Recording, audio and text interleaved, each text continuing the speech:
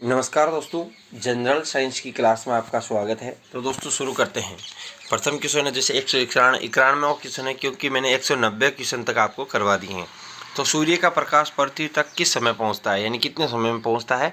8 minute 20 second. तो minute ऐसे नाम लिखते हैं, थोड़ी सी दोस्तों अशुद्धि है, उसे आप राइट कर लेना।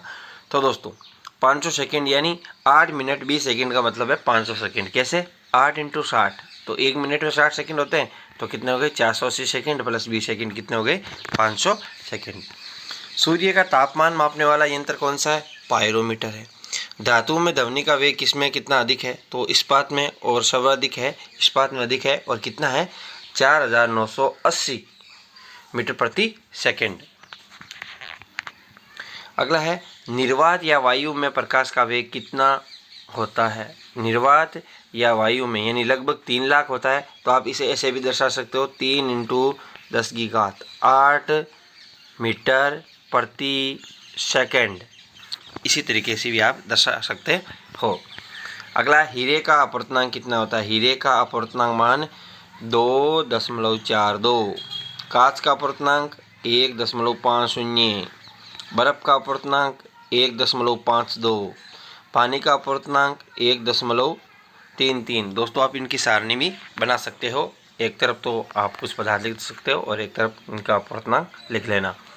कांच में प्रकाश का वेग कितना होता है? 2 × 10⁸ मीटर प्रति सेकेंड। हीरा कठोर किस कारण होता है दोस्तों? तो हीरा कठोर है वो प्रकाश के अपवर्तन के कारण होता है।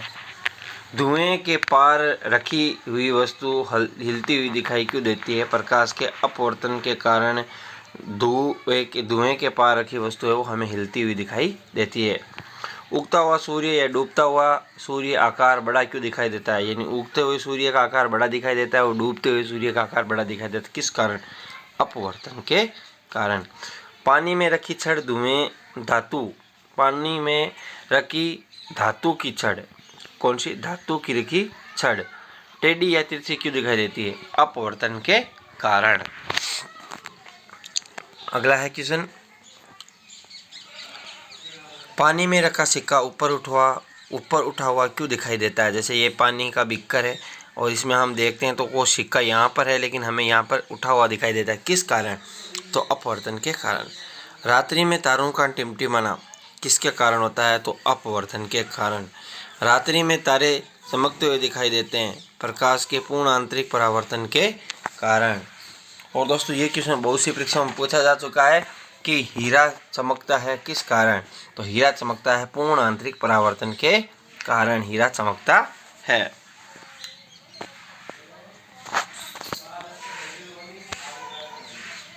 अगला है पानी में रखा सिक्का चमकता है पूर्ण आंतरिक परावर्तन के कारण। यह भी आपको मैंने बताया था कि पानी में रखा सिक्का चमकता है कि किस कारण चमकता है? पूर्ण आंतरिक परावर्तन के कारण चमकता है। लेकिन जो ऊपर उठा हुआ दिखाई देता है, जो यहाँ पर है और यहाँ पर दिखाई देता है, वो किस कारण देता है दोस्तों? तो वो देता है अपवर्तन के कारण। ऊपर उठा हुआ दिखाई देना अपवर्तन के कारण, और सिक्के का चमकना यानी पानी में रखा सिक्का है और चमकता किस कारण है? वो है पूर्ण आंतरिक परावर्तन के कारण। साबुन का बुलबुला चमकता है क्यों? पूर्ण आंतरिक परावर्तन के कारण साबुन का बुलबुला चमकता है, यानी उसमें परिकिरण यानी वो अलग अलग रंगों का दिखाई देता है। सबसे कम परिकिरण का मान किसका होता है? तो लाल रंग का सबसे कम परिकिरण होता है, यानी तरंगदैर्ध्य का मान। इसमें लाल रंग का तरंगदैर्ध्य मान अधिक होता है, लेकिन परिकिरण का मान क्या होता है? कम होता है। सबसे अधिक परिकिरण का मान बैंगनी रंग का होता है, लेकिन तरंगदैर्ध्य का मान क्या होता है? सबसे कम होता है। तरंगदैर्ध्य का मान बैंगनी रंग का सबसे कम, लेकिन परिकिरण ज़्यादा। और लाल रंग का परिकिरण अधिक और परिकिरण तो है वो कम होता है, लेकिन तरंगदैर्ध्य क्या होता है? ज़्यादा होता है।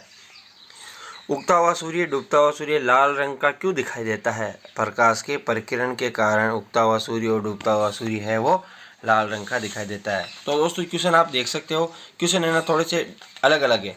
और देखो परिकिरण के कारण तो लाल रंग का दिखाई देता है सूर्य उगता हुआ और डूबता हुआ, लेकिन जो सूर्य है वो आकार में बड़ा दिखाई क्यों देता है? उगता हुआ सूर्य तो अपवर्तन के कारण। यानी उगता हुआ सूर्य और डूबता हुआ सूर्य जो बड़ा दिखाई देता है वो अपवर्तन के कारण, और जो लाल रंग का दिखाई देता है वो प्रकाश के परिकिरण के कारण दिखाई देता है। क्वेश्चन आप याद रखोगे दोस्तों। आकाश का रंग नीला क्यों दिखाई देता है? प्रकाश के परिकिरण के कारण। अंतरिक्ष यात्री को आकाश का रंग काला क्यों दिखाई देता है? वायुमंडल अनुपस्थित होने के कारण अंतरिक्ष यात्री को आकाश का रंग क्या होता है? काला दिखाई देता है, ब्लैक। प्राथमिक रंग कौन कौन से हैं? लाल, नीला, हरा। श्वेत रंग कितने रंगों से मिलकर बनते हैं? 2 रंगों से मिलकर बनते हैं। तो दोस्तों वो 2 रंग कौन कौन से आपको कमेंट बॉक्स में बताना है। इंद्रधनुष का निर्माण किसके कारण होता है? वर्ण विक्षेपण के कारण इंद्रधनुष का निर्माण होता है। अगला है, मानव शरीर की सबसे बड़ी ग्रंथि कौन सी है? लीवर या यकृत है वो मानव शरीर की सबसे बड़ी ग्रंथि है। मानव शरीर की दूसरी सबसे बड़ी ग्रंथि कौन सी है? अग्नाशय ग्रंथि। तो दोस्तों यहाँ पर शरीर है वो ऐसे लिखा जाता है, लेकिन थोड़ी सी मिसप्रिंट के कारण यहाँ पर ऐसा लिख दिया गया है। मानव शरीर की, देखो वापिस, मानव शरीर की तीसरी, जैसे तीसरी है वो ऐसे लिखा जाता है, ती बड़ा आता है। तीसरी बड़ी ग्रंथि कौन सी है? थायराइड ग्रंथि। आमाशय की सुरक्षा कौन करता है? तो कौन करता है? वो श्लेष्मा है वो आमाशय की सुरक्षा करता है। अब दोस्तों पीलिया, जैसे पीलिया नामक रोग शरीर के किस अंग को प्रभावित करता है? यकृत यानी लीवर को प्रभावित करता है। कैल्शियम का पाचन कहाँ होता है? तो छोटी आंत के तीसरे भाग यानी इलियम में होता है। शराब पीने यानी शराब, जो आदमी शराब पीते हैं उनका कौन सा अंग प्रभावित होता है? जो आदमी शराब पीते हैं उनका कौन सा अंग प्रभावित होता है दोस्तों? जल्दी से बताइए।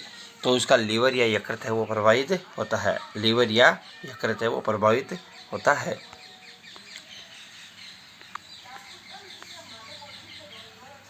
मिश्रित ग्रंथि कौन सी है? तो अग्नाशय ग्रंथि मिश्रित ग्रंथि है।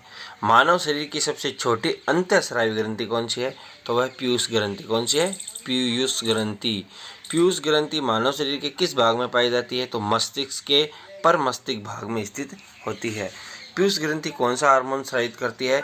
तो प्यूटोट्राइन हार्मोन स्रावित करती है। सुपरमास्टर या हेडमास्टर ग्रंथि किसे कहते हैं? हाइपोथैलेमस ग्रंथि को सुपरमास्टर या हेडमास्टर ग्रंथि के नाम से जाना जाता है।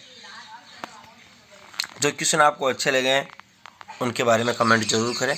मानव शरीर की ताप नियंत्रक ग्रंथि कौन सी है? तो थैलेमस ग्रंथि है वो ताप नियंत्रक ग्रंथि मानी जाती है।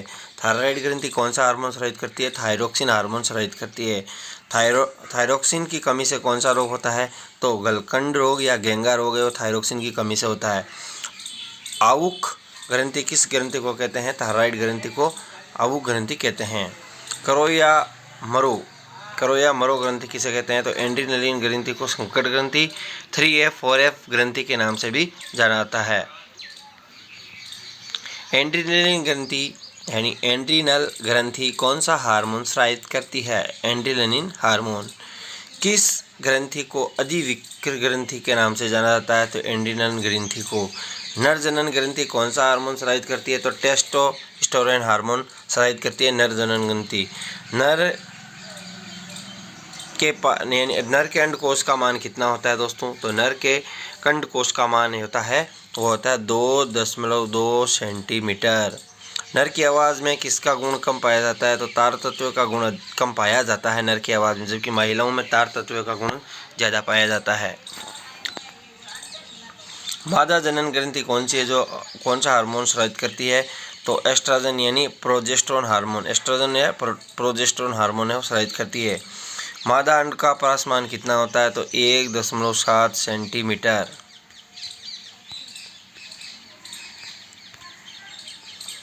मादा की आवाज़ में किसका गुण यानी तार तत्व का गुण अधिक पाया जाता है? मैंने अभी आपको बताया। लार में कौन सा एंजाइम टाइलिन व टेलिन नामक एंजाइम पाया जाता है? आंसू में कौन सा लाइसोजाइम एंजाइम पाया जाता है? दूध का रंग किस कारण सफ़ेद होता है? कैसीन प्रोटीन के कारण। दूध का रंग पीला किसके कारण होता है? कैरोटीन के कारण। बाह्यस्रावी ग्रंथि कौन सी है? तो जहर ग्रंथि यानी आमाशय भाग में पाई जाती है। अग्नाशय ग्रंथि कौन सा हार्मोन स्रावित करती है? इंसुलिन व ग्लूकोज हार्मोन स्रावित करती है। इंसुलिन हार्मोन की कमी से कौन सा रोग होता है? तो मधुमेह नामक रोग हो जाता है। हाथी के दिखने वाले दांत किस प्रकार के होते हैं? तो कृत्रिम प्रकार के दांत होते हैं जो बाहर की तरफ निकले हुए होते हैं। भोजन को पचाने में सबसे महत्वपूर्ण एंजाइम कौन सा है? Ptyalin enzyme. बाल्यावस्था में दांतों की संख्या कितनी होती है? 20। किशोरावस्था में दांतों की संख्या कितनी होती है? 28। युवावस्था में दांतों की संख्या कितनी होती है? 32। मानव शरीर में स्थायी दांतों की संख्या कितनी होती है? 20। मनुष्य में स्थायी दांतों की संख्या कितनी होती है? 12। जठर ग्रंथि कौन सा रस स्रावित करती है? जठर रस। भोजन को अम्लीय बनाने का कार्य कहाँ होता है? आमाशय में। कहाँ पर होता है? आमाशय में है वो अम्लीय बनाने का कार्य होता है। तो दोस्तों ये वीडियो आपको अच्छा लगा हो तो इस वीडियो को ज़्यादा से ज़्यादा शेयर करें और चैनल को सब्सक्राइब जरूर करें। Thanks for watching us. और इसकी PDF आपको लास्ट में उपलब्ध करवा दी जाएगी एक साथ।